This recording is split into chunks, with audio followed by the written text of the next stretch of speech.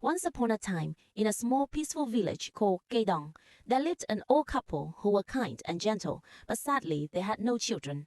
As the years went by, their hair turned gray, and their hearts longed for the sound of a child's laughter. One morning, the old woman went to her garden and saw something amazing, a giant footprint in the soil. Out of curiosity, she placed her own foot inside it. From that moment, something magical happened. She felt a strange warmth inside her body, and soon after, she became pregnant. The old man was overjoyed, and months later, a baby boy was born. They named him Gióng.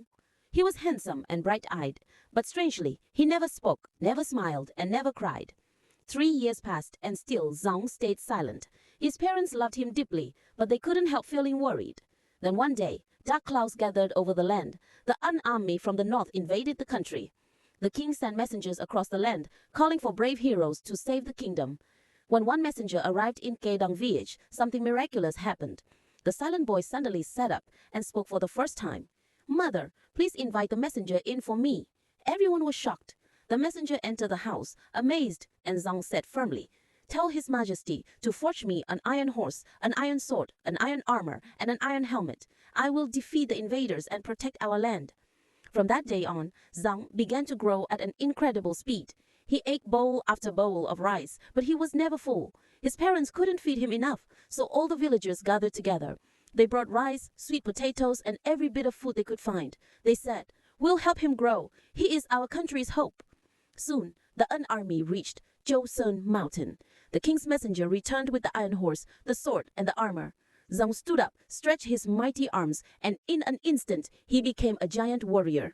He put on the shining armor, mounted the iron horse, and the horse neighed loudly, breathing out flames of fire. Gióng shouted, "I am heaven's warrior. Invaders of my land, prepare to face your end."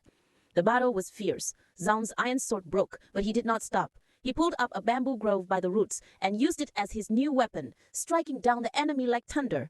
The soldiers fled in terror, and the land was safe once again.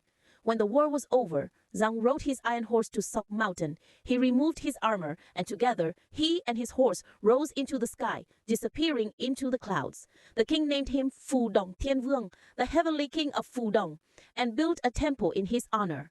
To this day, people still remember the brave boy who grew into a giant hero, Saint Gióng, the guardian spirit of Vietnam.